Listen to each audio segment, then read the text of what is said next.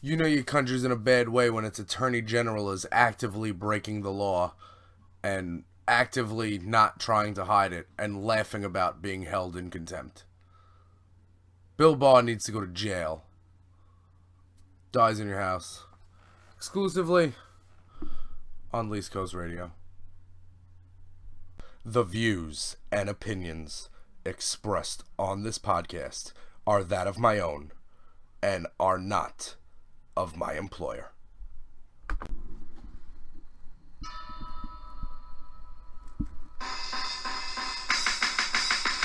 Nobody likes me. Nobody likes me. But that's okay, cause I don't like y'all anyway. And I don't like y'all anyway. We have until November of 2020 to get our act together as a country, as a nation, to correct this injustice. And the biggest injustice in the world was allowing a foreign power to install a criminal into the White House and turn an administration into a fascist crime syndicate. That must be corrected. And we only have there's only one more election we have to correct it, or this whole thing is over. If you don't know what Staten Island is, it's like New York's abortion that lived. I never met any of the founding fathers, but I'm sure if they were listening to East Coast Radio right now and brand new episodes of Dyze in Your House, they would agree with the sentiment. And you can follow us on Twitter at East Coast Radio. Get us on Patreon at East Coast Radio. Vote. Blue Wave 2020. Let's make it happen. East Coast Radio for the least heard voices. Every weekend. We here on East Coast Radio are trying to fight the rising tide of fascism. The noun fascism is usually defined as a governmental system led by a dictator having complete power, forcibly suppressing opposition and criticism, regimenting all industry, commerce, etc., and emphasizing an aggressive nationalism and often racism. Yeah, we don't want any of that in America. So we gotta stop it. We gotta put out the fire now. Staten Island was no joke. As liberals, not even as liberals, as Americans, as patriots, as people that like democracy. The only thing we can do right now to fix our country is use our weapons. And our weapons are our voices, our handmade signs, and social media. Get the message out there. Voting. Voting is key. Elections have consequences. If you don't know what Staten Island is, it's like New York's abortion that lived. Representing Staten Island. Staten Island was no joke.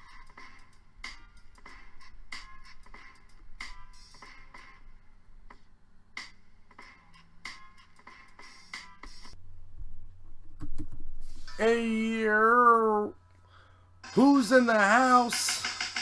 Dyze in your house. What is the word, peeps? What goes on? It is the weekend. I'm Jay Parks. We are back here on East Coast Radio with another action-packed edition of Dyze in your house. What is Dyze in your house? You're asking yourself. You ask yourself every week when I flood your social media feeds with my jargon. Let me tell you what this is. Dyze in your house and all the programming on East Coast Radio for the next 500 and something days or so is focused on becoming a vehicle to get people to vote. In other countries, they always say that authoritarianism and fascism, it rises when you don't realize it's happening until it happens. Alexa, what is fascism? The noun fascism is usually defined as a governmental system led by a dictator having complete power, forcibly suppressing opposition and criticism, regimenting all industry, commerce, etc., and emphasizing an aggressive nationalism and often racism. Yeah, we're not in the America is not in the business of fascist authoritarian dictators. We're not. So when the law says something and our elected officials and appointed officials who work for the White House and the government and the country, who allegedly work for us, when they just ignore the law, that's something that bothers me. Because if I was somebody that ignored the law, I would be put in jail. And let me just, we're about 2 minutes in. So, a little inside baseball here. We're actually recording this Friday night. We'll post it at midnight, so it'll technically be Saturday. Would have recorded earlier in the day. I just wanted to make sure this idiot didn't do anything stupid to usurp the news cycle. Well, every day there's something stupid. Bill Barr needs to go to jail. Steve Mnuchin needs to go to jail. These people that are not letting oversight be a thing, they need to be in prison. You or me would be in prison. Now, this Dyze in Your House is a vehicle for voting. We need people to vote. We need you to participate in democracy, because democracy is important. If you want to save it, you have to vote. Your vote does matter. Don't let, progressives, don't let $27 Venmo trash tell you that because of the Electoral College, your vote doesn't matter. Your vote matters. It mattered in 2018 when Dems took back the House and tried to take some taking oversight over this administration. That's what we need to do as voters, as Americans. It's our job to conduct our own oversight. And we vote when we see people not doing what we signed up for as Americans. And listen, America's based on a lot of things, freedoms, but it's also based on the rule of law. That's why there are laws that people want to get changed, because they don't just say, I'm going to be a criminal. They say, you know what, here are all the reasons why this law should be changed. There are laws in this country. We are a nation of laws, if anything. And if you'd ever imagine that Democrats would be the party of, like, law and order, like, would be the party that's like, hey, what's going on? We need to investigate and conduct oversight, and we love the FBI. What's going on?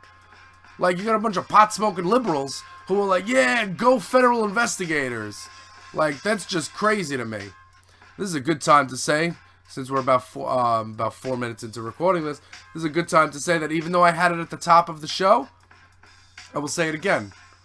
We're recording this on Friday because I have work. I now have a job. And I just want to put it out there clearly. Again, in case you missed the little soundbite at the top. And that is that the views and opinions expressed on this podcast are that of my own and not that of my employer.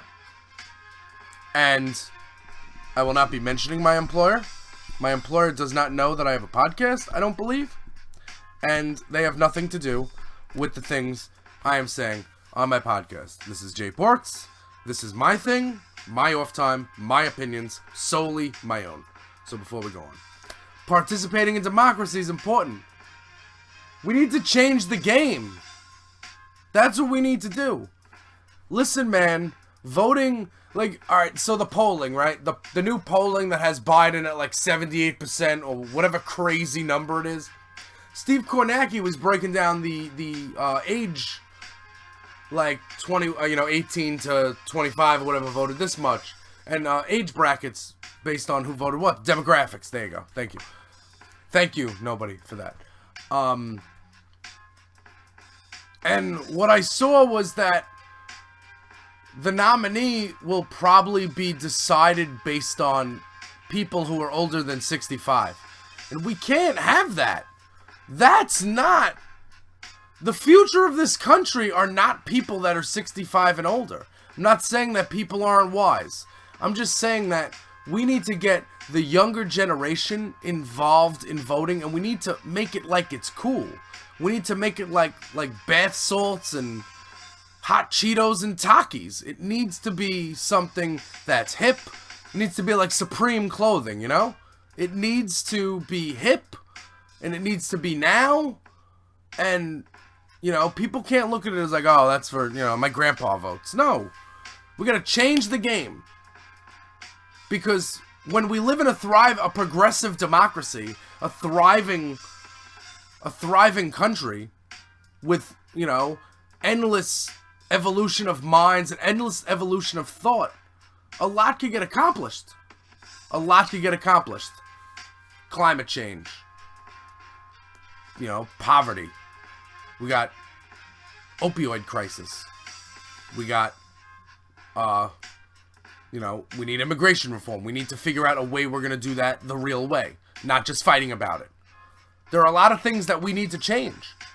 And the House of Representatives, they're all up every 2 years. And you vote for who is in your district. And when that person does something you don't like, you call their office. This is called democracy. And through that, you will find that actually your vote does count. And the more young, progressive minds we get voting, the more chance we never have to see a red hat rally again. The Ku Klux Klan. We don't need that. We don't want it.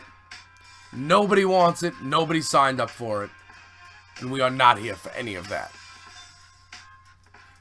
Change the game, man. Have oversight on your country. Like, so the House, Democratic-controlled House, they're conducting several investigations. So they asked for Trump's taxes. Steve Mnuchin said no.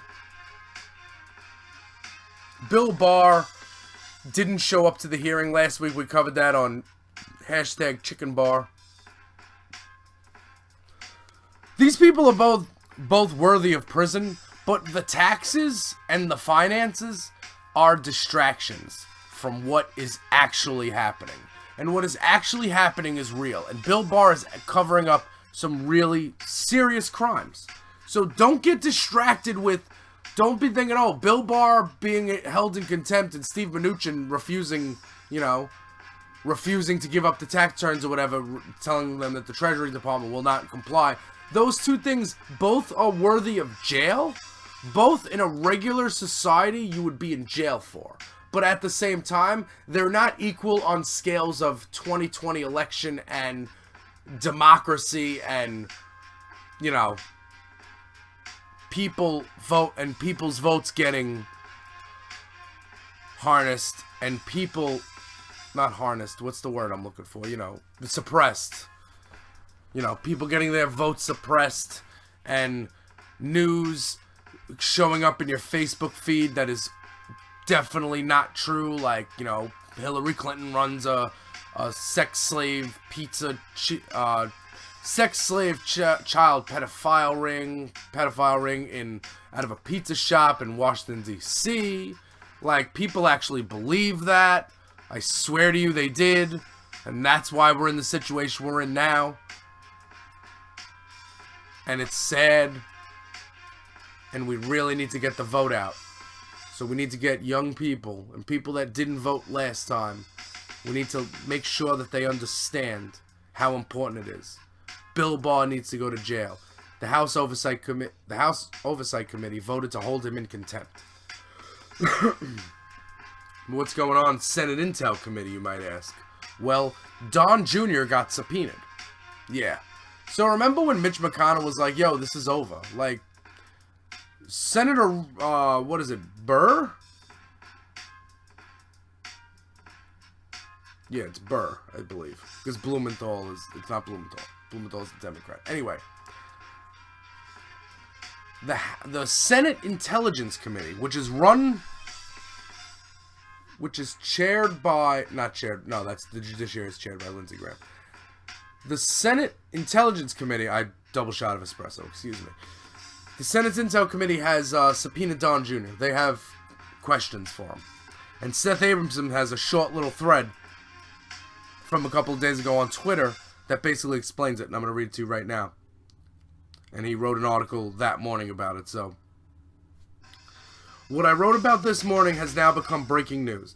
I know Don Trump Jr. is a criminal who accepted foreign donations from the UAE and is about to be caught out in the biggest scandal in U.S. history. And now, the Senate Intel Committee has subpoenaed him. The topics we'll hear about in the media will be the Mueller report topics, the June 9th, 2016 meeting, and the 2016 Trump Tower Moscow deal. The topic that will end up behind closed doors is the August 3rd, 2016 meeting between Trump Jr., George Nader, Eric Prince, and Joel Zammel. 9 months ago, I said that Don Jr.'s meeting with Nader, Prince, and Zammel was the biggest event in the Trump-Russia story. And we're going to learn that that's exactly right. Note that Trump Jr. is being subpoenaed by the Intelligence Committee, the proper committee for this inquiry. On the same day that Adam Schiff demanded all the counterintelligence material underlying Mueller's investigation, the Senate Select Committee on Intelligence is calling back Don Jr., one of the top suspects in the still untold counterintelligence story behind the Mueller report. Trump didn't get subpoenaed by the Intelligence Committee just to testify about financial shenanigans or perjury. He's being subpoenaed for an intelligence purpose, and those of us researching these issues know what some of those intelligence purposes are. So let's be clear. What I believe we'll eventually learn is why Mike Flynn, Rick Gates, Nader all got sweetheart deals. I believe we will eventually learn why Thomas Barrack and Bud McFarlane and Cambridge Analytica were missing from the Mueller report. The same story links all of these people and topics. Trump and Don Jr. know much of what's in these intelligence files. Inspiration, Project Rome, Project Raven, Ben Carson, Bear, Forrest and Lion, NSO, Pegasus, MBS, MBZ, RDIF UAE Joint Investment, Zammel, Nader, Birnbaum. The Trumps will fight this like hell.